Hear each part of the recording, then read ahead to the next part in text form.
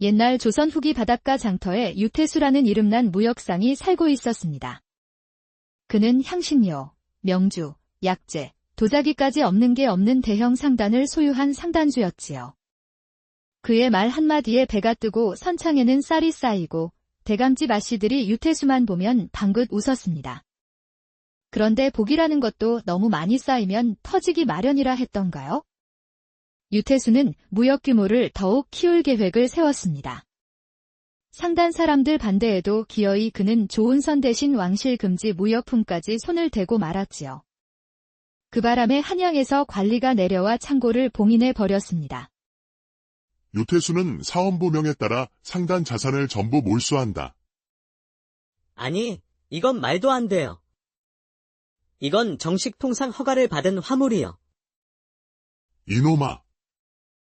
뇌물 주고 얻은 문서가 무슨 정식 허가야. 여봐라, 이 자를 포박하라. 그날로 유태수는 자산 모두를 몰수당했고 상단이 해체되고 선주들과의 계약 파기가 줄줄이 이어졌습니다. 거기다 믿었던 부하 선장은 밤새 금괴를 싣고 압록강 너머로 도망을 가버렸지요. 그 바람에 유태수는 한 푼도 건지지 못하고 알거지가 되고 말았습니다. 그 일로 상단이 있던 장터 거리는 떠들썩했지요. 에이, 그 태수 도련님도 한 방에 훅 가버렸구만. 기는 놈 위에 나는 놈 있다더니 복도 곡식처럼 썩나봐. 아이고, 태수 도련님은 멋지다 했더니 허무하구먼. 아예 살던 집도 다 넘어갔다더라. 이제는 알거지, 상거지가 된 것이지. 그의 종들도 모두 달아났고 본가와 창고는 텅텅 비어 거미줄만 남았습니다. 장터 꼬마들도 그를 보면 손가락질하며 이렇게 불렀지요. 아, 도망선주 똥배상입니다. 태수는 고개를 숙인 채 쌀 한 톨 없는 장터를 맨발로 걸었습니다. 그리고 마지막 남은 상단 장부를 가슴에 안고 장터 변둘이 다 쓰러진 움막에 몸을 눕혔지요. 재물도 스쳐가는 바람이더냐. 한때 내가 띄운 배가 지금은 내 등을 밀어 물에 빠뜨리는구나. 그렇게 태수는 다 쓰러져가는 움막에서 첫 번째 밤을 맞이했습니다. 그리고 시간이 흘러 장터는 고요했고 세상은 그를 잊은 듯 조용했지요. 그 후 며칠째 쫄쫄 굶은 태수는 돌덩이 같은 마음으로 움막문을 삐걱 열었습니다. 그런데 하필이면 하늘도 울적한지 비가 부슬부슬 내리고 있었지요. 태수는 시끄러운 머릿속을 비우려 밖으로 나왔습니다. 그는 비를 맞으며 거리를 터벅터벅 걸었지요. 그런데 그때 장터 입구에서 버선도 없는 맨발의 거지 여인 하나가 구걸을 하고 있었습니다. 그녀는 솥뚜껑을 쉴 새 없이 긁으며 지나는 이들에게 구걸을 했지요. 머리는 부스스하고 옷은 누더기, 발목은 씻지 않아 종기까지 돋은 처녀였습니다. 그런데 태수 눈에는 이 여자가 왠지 범상치 않아 보였지요.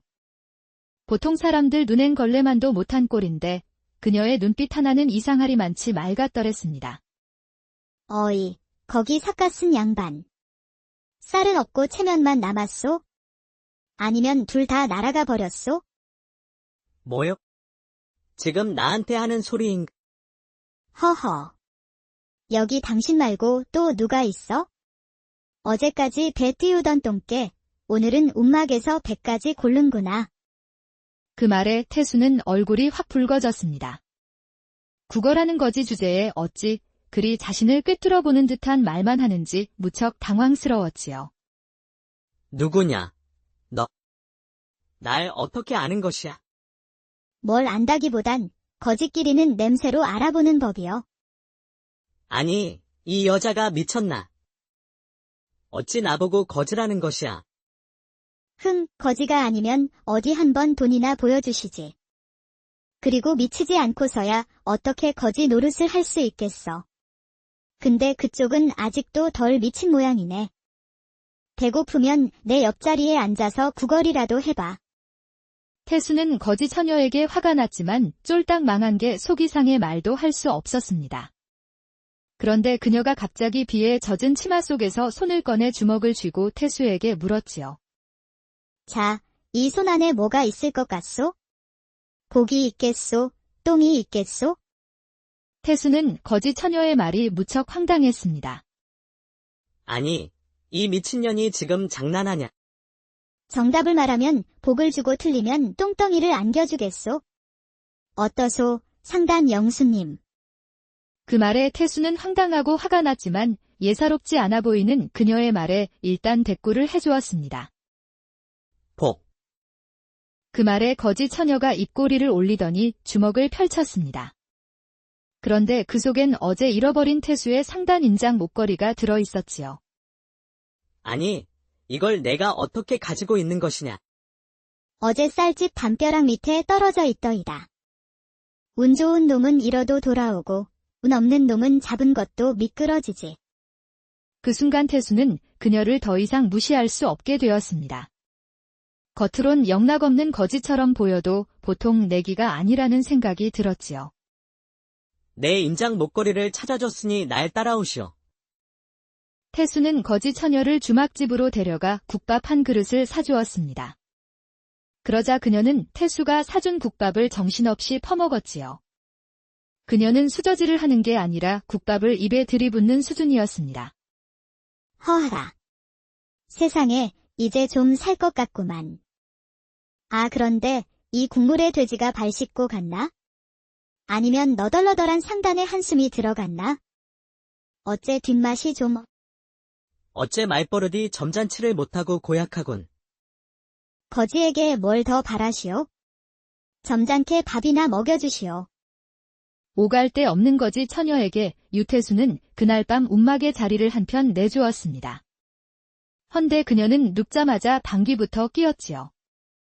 어이, 시원타. 오래간만에 고기가 들어가니 뱃속에서 난리가 나버렸구만. 아니, 이게 여자여. 짐승이여. 헌데 그 다음 날 잠에서 깬 거지가 갑자기 뚱딴지 같은 소리를 하는 게 아니겠습니까? 쌀독을 잃어버리진 않았소? 거짓말에 곰곰이 생각해보니 쫄딱 망하기 몇 달 전 창고에서 쌀독 몇 개가 사라진 적이 있었지요. 아니, 그것을 어찌 아셨소? 그것은 상단 뒷담 넘어 큰 느티나무 옆 두더지 굴 속에 있을 것이요. 아니, 그게 정말이냐? 내 콧구멍에 쌀 냄새가 그곳에서 나거든. 그날 태수는 반신반의하며 그녀를 따라가 보았습니다. 그녀가 상단 뒷담 넘어 우거진 나뭇가지를 치우니 정말로 작은 동굴이 하나 나왔지요. 그런데 정말로 그곳에 커다란 항아리 3개가 있었습니다. 그리고 항아리에는 쌀이 가득 들어 있었지요. 쌀 장사를 해도 될 만큼의 많은 양이었습니다. 아니, 이걸 어떻게... 당신이 말했잖소. 내 손안에 복이 들어있다고? 이것은 도망친 선장이 빼돌린 것인데 급히 도망치는 바람에 못 가져간 것이요. 생각지도 못한 쌀이 거지 처녀 덕에 생긴 태수는 당분간 먹는 걱정을 안 해도 되었습니다. 그런데 다음 날이 되니 거지가 또 엉뚱한 말을 꺼냈지요. 내일쯤이면 복칠이란 종놈이 기어 들어오겠군. 태수는 거짓말을 대수롭지 않게 생각했습니다. 빈털터리가 되어버린 자신에게 종놈이 다시 찾아올 일은 없다고 생각했지요. 그로부터 며칠 후 태수가 우물가에서 물을 깃고 있었습니다. 아니 그런데 도망쳤던 복칠이가 허겁지겁 달려오는 게 아니겠습니까?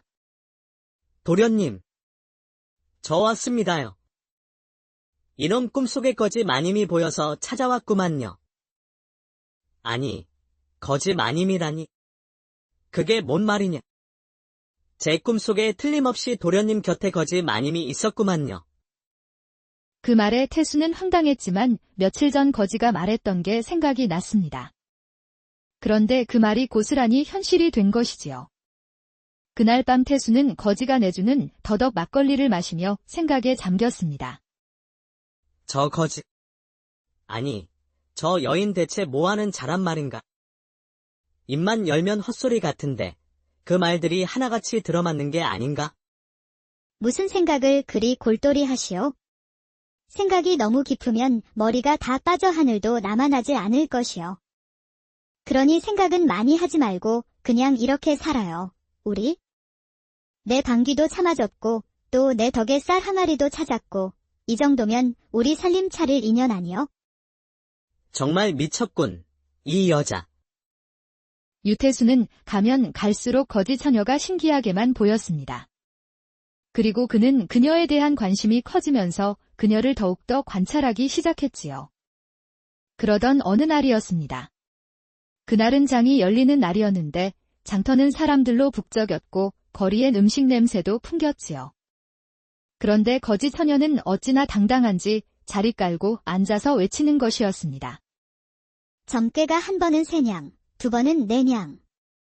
태수는 창피하고 당황하여 얼른 그녀 곁에서 멀찍이 떨어졌습니다. 아니, 이 여자가 또 무슨 짓을 하려고. 자, 복 받고 싶은 이는 얼른 오시오. 사내 복, 자식 복, 금전 복, 뒷간 복까지 싹 다 봐줍니다. 그러자 지나가던 아낙 하나가 웃으며 다가왔지요. 푸흐, 넌 또 뭐 하는 애냐? 나는 복 주는 복녀요. 남은 인생 잘 살라고 미래를 말해주는 여인이지. 아, 그래? 그럼 내 남편이 요즘 바람 피운다는 소문이 맞나? 말 냄새가 나는군. 그건 남편이 아니라 말장수 여편네와 사통하는 건너편 엿하는 놈이야. 그놈이 지가 바람 피우고 당신 남편이 바람났다고 헛소문을 내고 있구만. 엿장수. 에라이, 그놈이 엿 같더니 엿 같은 짓만 하고 다녔군. 장터 아낙은 험한 말을 뱉으며 달려갔고 그 소문은 삽시간에 퍼져나갔습니다. 아니야. 그 거지 처녀, 입만 열면 다 맞춘다더라. 내 아랫배를 보더니 매실 마시라고 하던데 진짜 통증이 나았는기라. 이건 뭐, 이 정도로 정확히 맞춘다는 것은 도사가 아닌가? 그날 장나른 거지 처녀 앞에 줄이 길게 늘어섰습니다. 그녀는 신들린 듯 점을 보고 어떤 때는 웃으며 어떤 때는 욕과 함께 점괘를 내뱉었지요. 쌀 떨어지기 전에 마누라한테 꼬리 내려. 아니면 싸대기 날아들 테니. 사람들은 그녀의 입담에 배꼽을 잡았고 가짜 점쟁이로 오해하던 이들도 점점 그녀를 믿었지요. 그날 저녁 점 값으로 받은 고기와 막걸리를 안주 삼아 두 사람은 움막 안에서 마주 앉았습니다. 오늘만 해도 쌀이 반말이요. 고기 2덩이에 술까지. 이쯤이면 나를 상단 2인자쯤은 해줘야 하는 거 아니야? 오늘 하루 벌어온 걸로만 보면 괜찮은 수입이구려. 그러게 내가 뭘 했소? 내가 복을 물고 다닌다고 했잖소. 이래도 내가 안 당겨? 이제 미친년이라고는 못하겠고 뭘 좀 아는 년이라고 해야겠구만. 그날 밤 태수는 처음으로 마음 한구석이 따뜻했습니다. 그동안 상단이 망하고 신락 같은 희망도 없어 앞날이 막막하기만 했었지요. 헌데 거지 처녀를 지켜보면서 위안도 되고 기운도 살아나는 듯 했습니다. 그날 밤은 쫄딱 망한 아픈 기억을 잊고 태수는 편히 잠들 수가 있었지요. 다음 날도 어김없이 거지 여인은 장터 입구에 자리를 깔고 앉았습니다. 그런데 사람들 사이로 비단 도포를 걸친 중년사내 하나가 거지에게 다가왔지요. 그자 뒤에는 기생처럼 화장한 젊은 여인이 하나 있었습니다. 이보거라, 혹시 복녀라는 여인은 어디 있느냐? 어이쿠, 양반나리, 인상 쓰지 마시고. 저기 앉아있는 분이 복녀요. 아니, 저 거지가 복녀란 말이냐? 그 말에 거지는 고개를 들어 비단옷을 입은 중년 사내를 보았습니다. 어이, 도포 입은 양반. 귀한 척 말고 이리로 앉으시오. 점괘나 본다더니 버르장머리라고는 찾아볼 수가 없군. 나는 이 고을 군수댁 종친 조만택 대감이다. 대감이든 대장장이든 내 앞에선 다 똑같소. 하늘이 내려준 복은 사람을 가리지 않으니. 그 말에 조만택 대감은 인상을 찌푸리더니 조용히 거지 앞에 앉았습니다. 이 여인의 사주를 좀 봐주시오. 요즘 잠도 설치고 살이 쭉쭉 빠지는구려. 거지는 여인의 눈을 한참 바라보더니 코를 킁킁거리며 한마디 내뱉었습니다. 이 처자, 꿈에 늘 소나무가 나오지 않소? 예, 맞습니다. 소나무 아래 누군가가 피를 흘리곤 합니다. 그건 이 처자의 몸 안에 숨은 씨앗 때문이요. 방금 씨앗이라 했느냐? 뱃속에 피가 도는 씨앗. 대강과는 무관한 피지요. 그 말에 구경하던 사람들이 순간 정적에 잠겼습니다. 그 말이 무슨 뜻인지 구경꾼들은 모두가 알아들었지요. 뭐라? 감히 인연이? 뱃속의 자식은 누구 자식이냐? 그건 대감이 물을 일이 아니라 대감대 기방을 드나들던 그 젊은 선비에게 물으셔야지요. 그 말에 여인은 울며 뛰쳐나갔고 조만택은 거지를 노려보며 말했습니다. 내 인연. 네가 뭔데 이런 망발을 짓거리느냐? 봐서 말해줬을 뿐이요. 듣기 싫으면 물어보지를 말든가. 그날 저녁 조만택 대감 집안은 뒤집어지고 말았습니다. 그리고 그 소문은 삽시간에 퍼졌고 거지의 위상은 한층 더 올라갔지요. 그날 저녁 움막으로 돌아온 유태수는 거지에게 조심스럽게 물었습니다. 낮에 그건 정말 내가 예언한 거냐? 아니면 그냥 찍은 거냐? 그냥 느껴졌지? 그 처자 눈동자가 자꾸 왼쪽으로 흔들렸거든. 거짓말을 할 땐 보통 왼쪽 눈동자가 흔들리거든. 허참. 넌 도대체 어떤 사람이냐? 어떤 사람이길래 대감 같은 사람한테도 눈 하나 깜빡하지 않는 것이야. 거지는 탁주를 마시며 대수롭지 않게 태수에게 말했습니다. 나는 그냥 복이 머무를 곳을 볼 뿐이요. 오늘도 밥값은 했으니 2다리 뻗고 잠이나 자야겠소. 거지는 할 말만 하고 곧바로 코를 골았습니다. 태수는 그런 그녀를 보며 의문투성이었지요. 겉모습은 거지 중에 상거지인데 안에 든 것은 범상치 않은 뭔가가 있는 여인이로다. 다음 날 날이 밝자 태수는 작정하고 거지에게 물어보았습니다. 요즘 가만히 보니 내가 짐승 같지는 않고 도대체 너의 정체가 무엇이냐? 그 말에 거지는 한참을 말없이 있다가 작은 한숨을 내쉬며 입을 열었습니다. 그래, 이제야 내가 누구인지 궁금해진 것이요. 내 이름은 수연이요. 영의정 민대감의 첩으로 어릴 적부터 노비 출신 어미에게서 낳은 서출이었지요. 그녀는 옛날을 회상하며 차분히 말을 이어갔습니다. 그녀는 노비의 딸이었지만 똑똑하고 눈치가 빨랐습니다. 그러다 보니 서서히 민대감의 눈에 들었지요. 그러다 결국 그녀는 민대감의 첩이 되어 별채에 들여져 총애를 받는 여인이 되었습니다. 그러나 그것은 오래가지 못했지요. 본처 부인의 시기와 또 다른 첩들과의 암투로 그녀는 모함을 받았습니다. 그로 인해 민대감의 눈밖에 났고 수연은 결국 쫓겨나는 처지가 되고 말았지요. 그 때문에 그녀는 기방에 들어가 일도 했고 장터를 전전하며 살았습니다. 그때 알았소. 사람은 복을 받기 위해서는 먼저 견뎌야 한다는 걸. 나는 지금까지 이름도 없이 살았소. 영상의 첩으로 살던 때도, 거지로 살 때도. 그저 세상이 내게 준 꼬리표만 달고 살았을 뿐이요. 거지 수연의 이야기를 듣고 태수는 숙연해졌습니다. 그녀의 가슴 아픈 사연이 얼마나 힘들었을지 가히 짐작이 되었지요. 자신의 상단이 망한 것에 비하면 그녀는 더 큰 아픔과 상처를 받은 것이었습니다. 그랬구려. 이제서야 당신의 처지가 이해가 돼요. 흥이 그렇다 해도 나는 굴하지 않소. 언젠가 내게도 복이 찾아올 테니. 나는 지금 그 복을 받기 위해 견디고 있을 뿐이요. 태수는 거지 수연이 참으로 대단하다는 생각이 들었습니다. 자신은 한 번 망했다고 해서 희망도 없이 의기소침해 있었는데 그녀는 달랐지요. 그녀는 견디면 반드시 복이 찾아온다고 믿고 있었습니다. 이제 내 옆에 있어 주시오. 당신을 알고 나니 나도 깨달은 바가 많소. 아니, 내가 어떤 사람인지 알고도 그런 말을 하시오. 그대가 거지든, 첩이든, 점쟁이든, 방귀쟁이든 이제 나는 개의치 않소. 단지 그대는 인생에서 배울 점이 많은 여인임은 틀림없소. 태수는 조용히 그녀의 두 손을 잡았습니다. 그 순간 두 사람 사이에는 특별한 감정이 흘렀지요.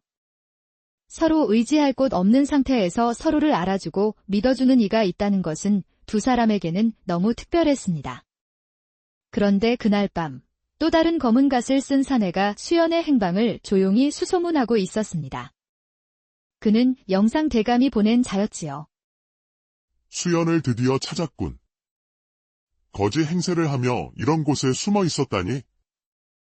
검은 사내는 수소문 끝에 태수의 움막으로 향하고 있었습니다. 그날 밤 거지 수연은 이상한 예감에 잠에서 깼고 자신을 찾는 사내의 꿈을 꾸었지요. 결국 올 것이 오고 있구나. 그녀는 조용히 일어나 짐을 꾸리기 시작했습니다. 그러자 유태수도 눈을 떴지요. 어딜 가려는 것이오? 이제 떠날 때가 되었소. 피할 수 없는 운명이 내게 오고 있소이다. 아니, 피할 수 없는 운명이란 게 무엇이오? 영상 대감이 보낸 자가 지금 움막으로 오고 있소. 아니요. 이젠 당신을 보낼 수가 없어. 당신을 내 곁에서 떨어지게 할 순 없어. 내가 당신의 방패가 되어 드리겠소. 그 말에 거지 수연은 처음으로 눈물이 나왔습니다.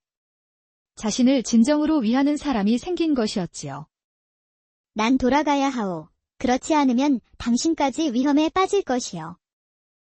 이젠 도망칠 필요 없소? 그들이 무슨 권세를 가졌건 당신은 죄인이 아니여.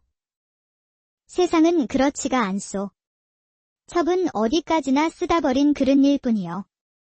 거지 수연은 태수의 눈을 바라보았습니다. 그는 진실된 눈으로 자신을 애타는 마음으로 보고 있었지요. 그러고 있는 사이 잠시 후 검은 사내가 움막 안으로 들어왔습니다. 여기 있다는 것을 다 알고 왔소. 수연마님을 모셔오라는 민대감님의 분부여. 검은 사내가 들어서자 태수는 거지 수연을 등 뒤로 숨기고 앞으로 나섰습니다. 당신은 영상 대감이 보낸 자여. 그렇소. 어서 저리 비키시오. 나는 무역상 유태수여.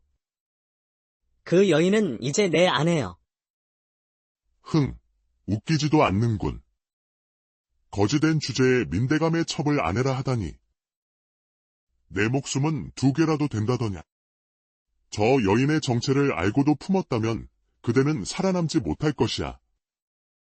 그대들이 무슨 소리를 하든 이제는 내 부인이여. 그러니 남의 부인을 억지로 끌고 가려 하지 마시오. 그 순간 검은 사내는 검을 반쯤 뽑았습니다. 그러자 태수 뒤에 있던 거지 수연이 나서 말했지요. 그대, 여전히 민대감의 개 같은 충보기로군. 수연마님, 이제는 돌아가셔야 합니다. 이제 나를 마님이라 부르지 마라. 나는 그 집안에서 버림받았고, 이제는 그 집 사람도 아니니라. 하지만 민대감께선 당신이 돌아오길 진심으로 원하십니다. 진심. 정쟁에 휘말릴까 두려워 나를 죽이라 했던 그 입이, 이젠 날 원한다고? 그 말에 사내는 입을 다물었고 거지 수연은 태수의 옷자락을 잡았습니다. 이제 나의 서방은 이분이다. 그러니 가서 그리 전하거라. 그리고 다시 날 찾는다면 그땐 나도 가만히 있지 않을 것이다. 검은 사내는 거지 수연의 말에 주춤하더니 이내 무사들과 함께 조용히 움막을 나갔습니다. 사내들이 가고 수연은 태수의 품에 사뿐히 안겼습니다. 그대는 참 어리석은 사람이여. 거지 하나 품겠다고 영의정과 맞서다니. 당신은 거지가 아니라 복녀여. 이제 당신은 내게 세상에서 가장 소중한 사람이여. 그 말에 거지 수연의 두 눈에는 눈물이 흘렀습니다. 그날 밤 두 사람은 처음으로 사랑을 나누었지요. 그들의 사랑은 진실하고 참된 사랑이었습니다. 그로부터 얼마 후 유태수는 탈탈색 한 짜리 집을 얻고 수연과 함께 새로운 간판을 걸었습니다. 복녀당이라 이름 짓고 국밥을 팔면서 점괘를 보는 집이었지요. 허이, 이거 국밥집이야. 점집이야. 그야 점치는 국밥집이지. 국밥도 먹고 점도 보고 얼마나 좋냐 말이야. 오늘은 기념이다. 국밥 먹으면 점은 공짜. 정말이요. 오늘 운수대통했구만. 하. 아, 그럼 어서 국밥 한 그릇 싸게 말아보더라고. 점치는 국밥집은 소문이 빠르게 번져나갔습니다. 그러다 보니 사람들의 발길이 끊이질 않았지요. 복려당 주인이 된 수연은 부엌으로 들어가 손수 국물을 끓였습니다. 그녀는 이제 새로운 삶을 살기 시작했지요. 누군가의 첩이 아닌 열심히 일하며 자신의 삶을 사는 여인이 되었습니다. 그리고 그녀는 옆에서 배추를 써는 태수를 보며 미소를 지었지요. 한때는 거대한 상단주였지만 이제 그는 배추를 썰고 있었습니다. 하지만 그 모습이 수연의 눈에는 그렇게 좋아 보일 수가 없었지요. 당신이 써는 배추 덕에 국물 맛이 일품이요. 세상에서 제일 맛있는 국물 맛이요. 호호. 태수는 한쪽에서 배추를 썰다 말고 그녀를 보며 웃었습니다. 내가 이렇게 칼질하고 국 끓일 줄은 정말 몰랐어. 하지만 이제 이 일이 내게는 즐거운 일이 되었어. 그럼 되었소. 한때는 도포자라 휘날리던 시절도 있었겠지만 지금 이 순간 당신의 모습은 딱 좋아 보이오. 두 사람은 서로를 바라보며 행복을 느꼈습니다. 비록 혼례를 올리진 않았지만 이미 부부나 다름없었지요. 복려당 수연은 밖으로 나가 국밥을 퍼주며 주문을 받았습니다. 헌데 국밥보다도 점괘가 인기 폭발이었지요. 그날도 복려당의 손님은 북적이며 쉴 틈 없이 바빴습니다. 그렇게 늦은 밤까지 바쁜 하루를 보낸 두 사람은 설거지까지 마치고 방 안에 들어앉았지요. 잠시 이리 와보시오. 내가 어깨를 주물러 드리리다. 태수는 수연 뒤로 돌아가 그녀의 어깨를 주물러 주었습니다. 아이고, 시원해라. 당신의 손맛이 상당히 맵구려. 호호. 당신의 등이 많이 굳었소. 아마도 힘을 많이 쓴 탓인 것 같소. 수연의 온몸이 돌덩이처럼 굳어 있었습니다. 고된 하루를 보낸 탓에 그녀의 근육이 똘똘 뭉쳐 있었지요. 하지만 그녀는 힘들다 생각지 않았습니다. 자신을 사랑해주는 태수와 함께하는 삶은 힘들어도 재미가 있었지요. 태수 또한 비록 배추를 썰고 설거지를 했지만 그 일이 창피하거나 싫지가 않았습니다. 수연을 통해서 새로운 삶을 배웠고 그녀와 함께하는 삶은 고된 노동 속에서도 행복하기까지 했지요. 당신도 이리 오시오. 이제 내가 당신의 어깨를 주물러 드리리다. 두 사람은 서로의 어깨를 주물러주며 사랑을 느꼈습니다. 그리고 행복했지요. 도련님, 이 행복이 계속될 수 있을까? 이제 나는 도련님 아니여. 당신의 하나밖에 없는 유일한 서방이여. 그 말에 수연은 눈시울이 붉어졌습니다. 그럼 나는 하나밖에 없는 당신의 유일한 부인이요. 말에 무엇하겠소? 당연한 것을. 그날 밤 두 사람은 피곤함 속에서도 아름다운 사랑을 나누었습니다. 이제 정말 두 사람은 동고동락하는 부부가 되었지요. 그런데 며칠 후, 복려당에 아주 귀부인 같은 손님이 찾아왔습니다. 비단 치마자락을 펄럭이며 등장한 이는 한양 민씨 가문의 사위 이판서 부인 민씨였지요. 그대가 복녀인가?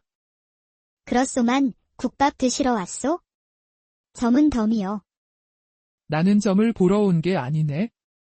그대가 정말 민대감의 첩수연인지 확인하러 왔을 뿐이네. 그 말에 수연은 손을 멈추고 고개를 들었습니다. 내가 한때는 수연이었다 한들 지금은 아니요. 민씨 집안 사람이 이곳에서 국밥을 팔고 있다는 게 알려지면 우리 집안 명예의 오점이라 생각지는 않느냐? 그런다 한들 어찌하겠소? 이것이 그대 가문이 뿌린 씨앗이요. 명예고 체면이고 이제는 남이니 더 이상 내 인생에 끼어들지 마시오. 그 말에 민부인은 말문이 막혔습니다. 그때 태수가 안으로 들어와 민부인 앞에 무릎을 꿇었지요.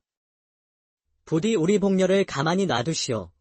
그녀는 이제 나의 부인이고 그 집과 인연은 끝났소. 당신이 수연의 사내란 말이요. 그렇소. 그녀는 이제 나의 부인이니 나는 목숨 다해 부인을 지킬 것이요. 민부인은 태수를 한참 동안 바라보다 고개를 돌렸습니다. 내 당장은 나서지 않겠지만 이게 끝은 아닐 것이요. 민부인은 치마자락을 휙 털며 나갔고 복녀는 그녀의 뒷모습을 바라보았습니다. 한편 민대감 집에서는 무서운 이야기가 오가고 있었습니다. 그는 돌아오지 않는 첩수연을 살려둘 수 없다고 생각했지요. 그 아이가 아직도 살아있고 내게 돌아오지 않는다면 그녀의 입을 반드시 막아야 할 것이야. 그녀 때문에 내가 한 짓이 드러나선 안 되느니라. 민대감은 눈을 가늘게 뜨고 중얼거리듯 말했습니다. 그럼 수연 마님을 처리할까요? 가서 사고처럼 처리하거라. 명 받들겠습니다. 대감. 같은 시각 복녀당의 복녀수연은 국물 쏟을 씻고 태수는 낡은 장부를 정리하고 있었습니다. 복녀야, 오늘만 해도 100명이 넘었소. 이러다 진짜 도인이 되는 것은 아닐까? 도인이 되면 못하겠소? 또다시 어둠의 그림자가 따라붙고 있는데. 그녀는 멍하니 국물을 보며 말을 이었습니다. 민대감은 내가 치부책을 숨겼다는 것을 알고 있는 것 같소. 아니, 치부책이라니. 그게 뭔 말이오? 그 책엔 민대감이 돈 받고 판관리들과 밀수 뒷거래 등 나를 이용한 기록들이 모두 담겨 있어. 그럼 그것 때문에 그자들이 포기를 안 했던 것이오? 그 책이 알려지면 민대감 집은 피바람이 불 것이요. 태수는 복녀 수연의 말에 가슴이 철렁 내려앉았습니다. 민대감이 쉽게 포기하지 않는 이유가 따로 있었기 때문이었지요. 그럼 그들이 보낸 어둠의 그림자는 언제쯤이나 닥치겠소? 내일 밤이요. 내일 밤은 그자들을 피할 수 없을 것이요. 그 말에 태수는 곰곰이 생각했습니다. 알겠소. 이번에는 나도 물러서지 않겠소. 이참에 그자들에게서 당신을 자유롭게 만들고 말겠소. 복녀 수연은 태수의 다짐에 다시 한번 이 사람이 내 사람이라는 것을 알았습니다. 그녀는 순간 가슴이 울컥했지요. 다음날 날이 밝자 태수는 어딘가로 달려갔습니다. 그리고 다시 돌아와 그날도 여느 때와 마찬가지로 장사를 했지요. 장사가 끝나고 두 사람은 방에 들어가 앉아 불청객을 기다렸습니다. 그러자 얼마 후 밤이 깊어지자 복녀당 담벼락 너머로 검은 그림자 셋이 살금살금 걸어왔지요. 그자들은 민대감이 보낸 자들로 수연을 처리할 계획이었습니다. 오늘 밤 잡음 없이 끝내자. 국밥집 여인 하나 소리도 없이 보내는 것은 일도 아니지. 세 명의 검은 사내의 손에는 검이 들려 있었습니다. 그들이 복녀당에 들어서니 방 안에 불은 꺼져 있고 모두 잠든 것 같았지요. 그들은 방 안으로 들어서기 위해 마루 위로 올라갔습니다. 아니 그런데 그 순간 항아리가 위에서 내려와 깨지면서 그들은 까만 기름을 뒤집어 쓰고 말았지요. 그 바람에 그자들은 미끌거리는 통에 중심도 잡지 못하고 이리 비틀, 저리 비틀거렸습니다. 그러자 태수의 종이었던 복칠이가 장터 똘마니 10여 명을 데리고 갑자기 나타났지요. 그들의 손에는 도끼와 작두가 들려 있었습니다. 아, 이놈들아. 감히 우리 마님을 노렸. 오늘 밤 너희 놈들 국밥 재료가 될 줄 알아라. 복칠이는 기름 범벅이 되어 꼼짝달싹 못하는 사내들을 잡아 꽁꽁 묶었습니다. 사내의 셋은 그대로 포박당의 뒤편 창고로 끌려갔고 태수는 그들의 품속에서 문서를 발견했지요. 그 문서는 바로 민대감이 친필로 작성한 수연을 죽이라 명령한 문서였습니다. 그리고 대가로 은자 100냥을 주겠다는 내용이었지요. 이건 민대감이 직접 사주한 문서가 분명하구나. 태수와 복녀 수연은 민대감의 치부책과 살인교사 문서를 들고 곧장 사헌부로 달려갔습니다. 마침 승진을 위해 실적이 필요했던 사헌부 감찰이 탐관오리를 잡기 위해 칼을 갈고 있던 참이었지요. 형님께 선물을 하나 가져왔소. 아니, 선물이라니. 갑자기 무슨 선물이란 말이냐? 태수는 민대감의 치부책과 살인교사 문서를 감찰관에게 건넸습니다. 그러자 문서를 살펴본 사헌부 감찰의 두 눈이 커졌지요. 아니, 이게 사실이냐? 민대감이 밀무역과 매관매직이라니. 거기다 더군다나 살인교사까지. 이 치부책은 내가 민대감 옆에 있을 때 몰래 빼돌린 것이요. 그렇다면 민대감은 이제 끝이다. 그동안 하늘을 나는 권세를 잘도 누리며 살았지. 그 자. 그런데 태수 자네는 상단을 잃고 그동안 어찌 살았나? 나름 잘 살았소, 형님. 배추도 썰고 설거지를 하면서 행복이란 걸 알게 되었소. 허참, 자네가 정말 그리 살았단 말인가? 세상이 놀랄 일이군. 다음 날 포도청 관병들이 들이닥쳤고 민대감은 곧바로 사헌부로 압송되었습니다. 이 사건으로 온 한양이 발칵 뒤집어졌지요. 민대감의 몰락은 빠르게 퍼졌고 복려당은 하루아침에 장터의 전설이 되었습니다. 그리고 한양 상인들은 태수를 찾아와 다시 상단을 함께하자고 줄을 섰지요. 태수 도련님, 이제 다시 바다를 누비실 시간이요. 자금은 내가 대겠소. 그 옛날 명성을 다시 찾으시오. 이번엔 나 혼자 나서지 않고 내 아내와 함께 상단을 일으킬 것이요. 태수에게 돈 되겠다는 사람들이 많아지자 태수는 어렵지 않게 다시 무역 상단을 꾸렸습니다. 유태수의 상단 이름은 태복상단. 태수와 복려 두 사람의 이름을 따서 만든 이름이었지요. 그렇게 다시 상단을 일으킨 유태수는 상단에서 복려 수연의 두 손을 꼭 잡았습니다. 그동안 고생 참 많으셨소. 이제부터는 내가 당신을 하늘처럼 모시리다. 나와 혼인해 주시겠소? 아니, 우리 혼인을 몇 번이나 하는 것이요. 이미 우린 부부가 아니요. 나는 정식으로 당신과 혼례를 올리고 싶소. 많은 사람들이 축복해주는 혼례를 말이요. 그 말에 수연의 눈에는 눈물이 맺혔습니다. 옛날 조선 후기 바닷가 장터에 유태수라는 이름난 무역상이 살고 있었습니다. 그는 향신료, 명주, 약재, 도자기까지 없는 게 없는 대형 상단을 소유한 상단주였지요. 그의 말 한마디에 배가 뜨고 선창에는 쌀이 쌓이고 대감집 아씨들이 유태수만 보면 방긋 웃었습니다. 그런데 복이라는 것도 너무 많이 쌓이면 터지기 마련이라 했던가요? 유태수는 무역 규모를 더욱 키울 계획을 세웠습니다. 상단 사람들 반대에도 기어이 그는 좋은 선 대신 왕실 금지 무역품까지 손을 대고 말았지요. 그 바람에 한양에서 관리가 내려와 창고를 봉인해 버렸습니다. 유태수는 사헌부 명에 따라 상단 자산을 전부 몰수한다. 아니, 이건 말도 안 돼요. 이건 정식 통상 허가를 받은 화물이요. 이놈아! 뇌물 주고 얻은 문서가 무슨 정식 허가야. 여봐라, 이 자를 포박하라. 그날로 유태수는 자산 모두를 몰수당했고 상단이 해체되고 선주들과의 계약 파기가 줄줄이 이어졌습니다. 거기다 믿었던 부하 선장은 밤새 금괴를 싣고 압록강 너머로 도망을 가버렸지요. 그 바람에 유태수는 한 푼도 건지지 못하고 알거지가 되고 말았습니다. 그 일로 상단이 있던 장터 거리는 떠들썩했지요. 에이, 그 태수 도련님도 한 방에 훅 가버렸구만. 기는 놈 위에 나는 놈 있다더니 복도 곡식처럼 썩나봐. 아이고, 태수 도련님은 멋지다 했더니 허무하구먼. 아예 살던 집도 다 넘어갔다더라. 이제는 알거지, 상거지가 된 것이지. 그의 종들도 모두 달아났고 본가와 창고는 텅텅 비어 거미줄만 남았습니다. 장터 꼬마들도 그를 보면 손가락질하며 이렇게 불렀지요. 아, 도망선주 똥배상입니다. 태수는 고개를 숙인 채 쌀 한 톨 없는 장터를 맨발로 걸었습니다. 그리고 마지막 남은 상단 장부를 가슴에 안고 장터 변둘이 다 쓰러진 움막에 몸을 눕혔지요. 재물도 스쳐가는 바람이더냐.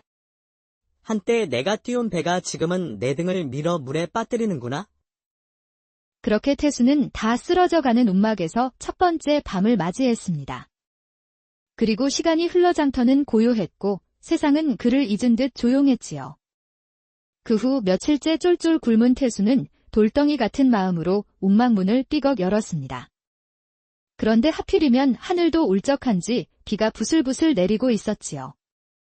태수는 시끄러운 머릿속을 비우려 밖으로 나왔습니다.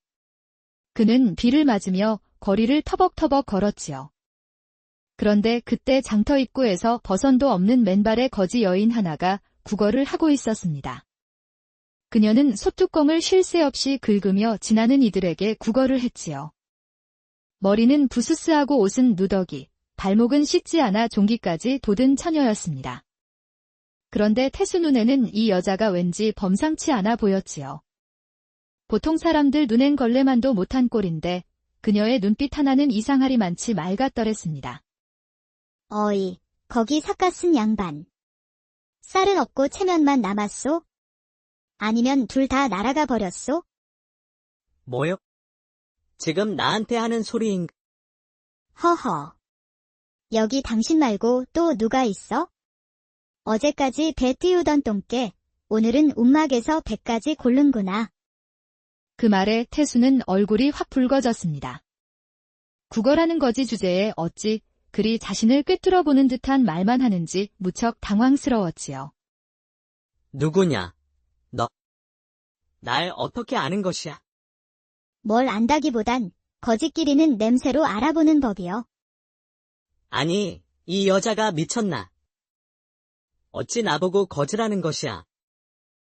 거지가 아니면 어디 한번 돈이나 보여주시지. 그리고 미치지 않고서야 어떻게 거지 노릇을 할 수 있겠어. 근데 그쪽은 아직도 덜 미친 모양이네.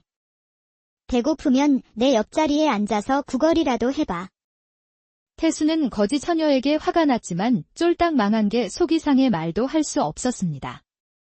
그런데 그녀가 갑자기 비에 젖은 치마 속에서 손을 꺼내 주먹을 쥐고 태수에게 물었지요. 자, 이 손 안에 뭐가 있을 것 같소? 복이 있겠소? 똥이 있겠소? 태수는 거지 처녀의 말이 무척 황당했습니다. 아니, 이 미친년이 지금 장난하냐? 정답을 말하면 복을 주고 틀리면 똥덩이를 안겨주겠소? 어떠소, 상단 영수님? 그 말에 태수는 황당하고 화가 났지만 예사롭지 않아 보이는 그녀의 말에 일단 대꾸를 해주었습니다. 복. 그 말에 거지 처녀가 입꼬리를 올리더니 주먹을 펼쳤습니다. 그런데 그 속엔 어제 잃어버린 태수의 상단 인장 목걸이가 들어있었지요. 아니, 이걸 내가 어떻게 가지고 있는 것이냐? 어제 쌀집 담벼락 밑에 떨어져 있더이다. 운 좋은 놈은 잃어도 돌아오고 운 없는 놈은 잡은 것도 미끄러지지. 그 순간 태수는 그녀를 더 이상 무시할 수 없게 되었습니다. 겉으론 영락없는 거지처럼 보여도 보통 내기가 아니라는 생각이 들었지요. 내 인장 목걸이를 찾아줬으니 날 따라오시오.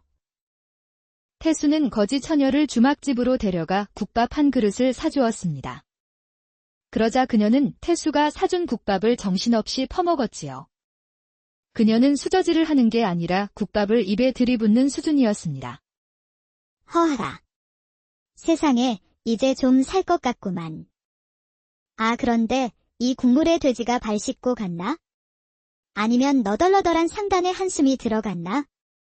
어째 뒷맛이 좀... 어째 말버릇이 점잖지를 못하고 고약하군. 거지에게 뭘 더 바라시오? 점잖게 밥이나 먹여주시오. 오갈 데 없는 거지 처녀에게 유태수는 그날 밤 움막의 자리를 한편 내주었습니다. 헌데 그녀는 눕자마자 방귀부터 뀌었지요. 어이, 시원타. 오래간만에 고기가 들어가니 뱃속에서 난리가 나버렸구만. 아니, 이게 여자요. 짐승이요. 헌데 그 다음 날 잠에서 깬 거지가 갑자기 뚱딴지 같은 소리를 하는 게 아니겠습니까? 쌀독을 잃어버리진 않았소? 거짓말에 곰곰이 생각해보니 쫄딱 망하기 몇 달 전 창고에서 쌀독 몇 개가 사라진 적이 있었지요. 아니, 그것을 어찌 아셨소? 그것은 상단 뒷담 넘어 큰 느티나무 옆 두더지 굴 속에 있을 것이요. 아니, 그게 정말이냐? 내 콧구멍에 쌀 냄새가 그곳에서 나거든. 그날 태수는 반신반의하며 그녀를 따라가 보았습니다. 그녀가 상단 뒷담 넘어 우거진 나뭇가지를 치우니 정말로 작은 동굴이 하나 나왔지요. 그런데 정말로 그곳에 커다란 항아리 3개가 있었습니다. 그리고 항아리에는 쌀이 가득 들어 있었지요. 쌀 장사를 해도 될 만큼의 많은 양이었습니다. 아니, 이걸 어떻게... 당신이 말했잖소. 내 손 안에 복이 들어있다고? 이것은 도망친 선장이 빼돌린 것인데 급히 도망치는 바람에 못 가져간 것이요. 생각지도 못한 쌀이 거지 처녀 덕에 생긴 태수는 당분간 먹는 걱정을 안 해도 되었습니다. 그런데 다음 날이 되니 거지가 또 엉뚱한 말을 꺼냈지요. 내일쯤이면 복칠이란 종놈이 기어 들어오겠군. 태수는 거짓말을 대수롭지 않게 생각했습니다. 빈털터리가 되어버린 자신에게 종놈이 다시 찾아올 일은 없다고 생각했지요. 그로부터 며칠 후 태수가 우물가에서 물을 깃고 있었습니다. 아니 그런데 도망쳤던 복칠이가 허겁지겁 달려오는 게 아니겠습니까? 도련님, 저 왔습니다요. 이놈 꿈속의 거지 마님이 보여서 찾아왔구만요. 아니, 거지 마님이라니. 그게 뭔 말이냐. 제 꿈속에 틀림없이 도련님 곁에 거지 마님이 있었구만요. 그 말에 태수는 황당했지만 며칠 전 거지가 말했던 게 생각이 났습니다. 그런데 그 말이 고스란히 현실이 된 것이지요.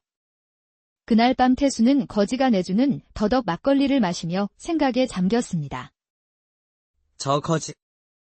아니, 저 여인 대체 뭐하는 자란 말인가. 입만 열면 헛소리 같은데 그 말들이 하나같이 들어맞는 게 아닌가? 무슨 생각을 그리 골똘히 하시오?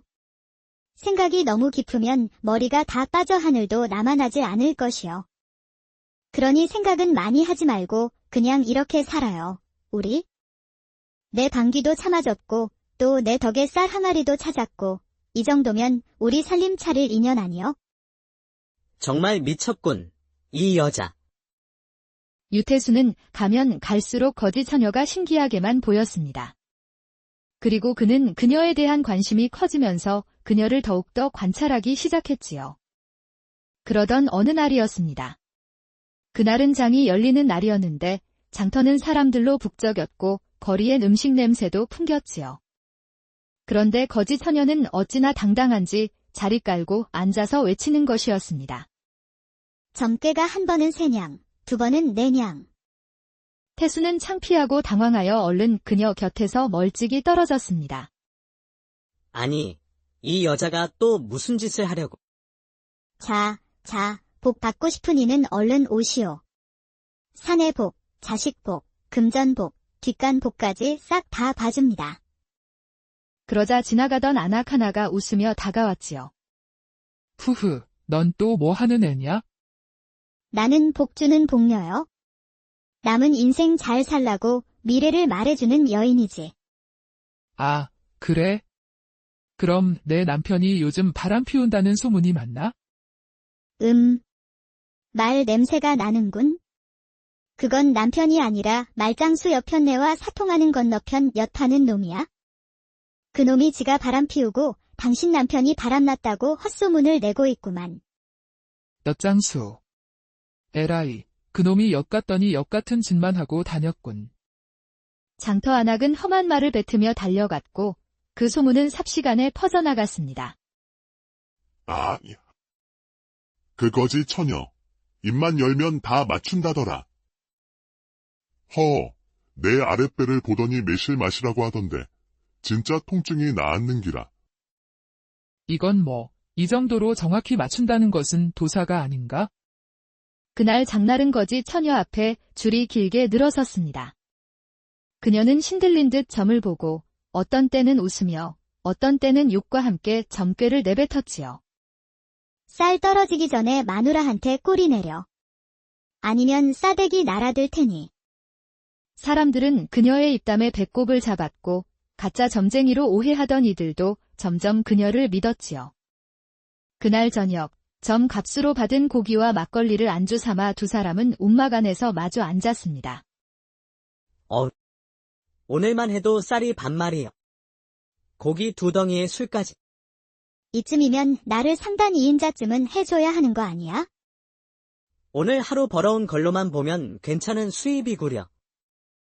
그러게 내가 뭘 했소? 내가 복을 물고 다닌다고 했잖소. 이래도 내가 안 당겨? 이제 미친년이라고는 못하겠고 뭘 좀 아는 년이라고 해야겠구만. 그날 밤 태수는 처음으로 마음 한구석이 따뜻했습니다. 그동안 상단이 망하고 신락 같은 희망도 없어 앞날이 막막하기만 했었지요. 헌데 거지 처녀를 지켜보면서 위안도 되고 기운도 살아나는 듯 했습니다. 그날 밤은 쫄딱 망한 아픈 기억을 잊고 태수는 편히 잠들 수가 있었지요. 다음 날도 어김없이 거지 여인은 장터 입구에 자리를 깔고 앉았습니다. 그런데 사람들 사이로 비단 도포를 걸친 중년사내 하나가 거지에게 다가왔지요. 그자 뒤에는 기생처럼 화장한 젊은 여인이 하나 있었습니다. 이보거라. 혹시 복녀라는 여인은 어디 있느냐? 어이쿠. 양반나리. 인상 쓰지 마시고. 저기 앉아있는 분이 복녀요. 아니, 저 거지가 복녀란 말이냐? 그 말에 거지는 고개를 들어 비단옷을 입은 중년 사내를 보았습니다. 어이, 도포 입은 양반. 귀한 척 말고 이리로 앉으시오. 젊게나 본다더니 버르장머리라고는 찾아볼 수가 없군. 나는 이 고을 군수댁 종친 조만택 대감이다. 대감이든 대장장이든 내 앞에선 다 똑같소. 하늘이 내려준 복은 사람을 가리지 않으니. 그 말에 조만택 대감은 인상을 찌푸리더니 조용히 거지 앞에 앉았습니다. 이 여인의 사주를 좀 봐주시오. 요즘 잠도 설치고 살이 쭉쭉 빠지는구려. 거지는 여인의 눈을 한참 바라보더니 코를 킁킁거리며 한마디 내뱉었습니다. 이 처자, 꿈에 늘 소나무가 나오지 않소? 예, 맞습니다. 소나무 아래 누군가가 피를 흘리곤 합니다. 그건 이 처자의 몸 안에 숨은 씨앗 때문이요. 방금 씨앗이라 했느냐? 뱃속에 피가 도는 씨앗. 대감과는 무관한 피지요. 그 말에 구경하던 사람들이 순간 정적에 잠겼습니다. 그 말이 무슨 뜻인지 구경꾼들은 모두가 알아들었지요. 뭐라? 감히 인연이? 뱃속의 자식은 누구 자식이냐? 그건 대감이 물을 일이 아니라 대감댁 기방을 드나들던 그 젊은 선비에게 물으셔야지요. 그 말에 여인은 울며 뛰쳐나갔고 조만택은 거지를 노려보며 말했습니다. 내 인연. 네가 뭔데 이런 망발을 짓거리느냐? 봐서 말해줬을 뿐이요. 듣기 싫으면 물어보지를 말든가. 그날 저녁 조만택 대감 집안은 뒤집어지고 말았습니다. 그리고 그 소문은 삽시간에 퍼졌고 거지의 위상은 한층 더 올라갔지요. 그날 저녁 움막으로 돌아온 유태수는 거지에게 조심스럽게 물었습니다. 낮에 그건 정말 내가 예언한 거냐? 아니면 그냥 찍은 거냐? 그냥 느껴졌지? 그 처자 눈동자가 자꾸 왼쪽으로 흔들렸거든. 거짓말을 할 땐 보통 왼쪽 눈동자가 흔들리거든. 허참. 넌 도대체 어떤 사람이냐? 어떤 사람이길래 대감 같은 사람한테도 눈 하나 깜빡하지 않는 것이야. 거지는 탁주를 마시며 대수롭지 않게 태수에게 말했습니다. 나는 그냥 복이 머무를 곳을 볼 뿐이요. 오늘도 밥값은 했으니 2다리 뻗고 잠이나 자야겠소. 거지는 할 말만 하고 곧바로 코를 골았습니다. 태수는 그런 그녀를 보며 의문투성이었지요. 겉모습은 거지 중에 상거지인데 안에 든 것은 범상치 않은 뭔가가 있는 여인이로다. 다음 날 날이 밝자 태수는 작정하고 거지에게 물어보았습니다. 요즘 가만히 보니 내가 짐승 같지는 않고 도대체 너의 정체가 무엇이냐? 그 말에 거지는 한참을 말없이 있다가 작은 한숨을 내쉬며 입을 열었습니다. 그래, 이제야 내가 누구인지 궁금해진 것이요. 내 이름은 수연이요. 영의정 민대감의 첩으로 어릴 적부터 노비 출신 어미에게서 낳은 서출이었지요. 그녀는 옛날을 회상하며 차분히 말을 이어갔습니다. 그녀는 노비의 딸이었지만 똑똑하고 눈치가 빨랐습니다. 그러다 보니 서서히 민대감의 눈에 들었지요. 그러다 결국 그녀는 민대감의 첩이 되어 별채에 들여져 총애를 받는 여인이 되었습니다. 그러나 그것은 오래가지 못했지요. 본처 부인의 시기와 또 다른 첩들과의 암투로 그녀는 모함을 받았습니다. 그로 인해 민대감의 눈밖에 났고 수연은 결국 쫓겨나는 처지가 되고 말았지요. 그 때문에 그녀는 기방에 들어가 일도 했고 장터를 전전하며 살았습니다. 그때 알았소. 사람은 복을 받기 위해서는 먼저 견뎌야 한다는 걸. 나는 지금까지 이름도 없이 살았소.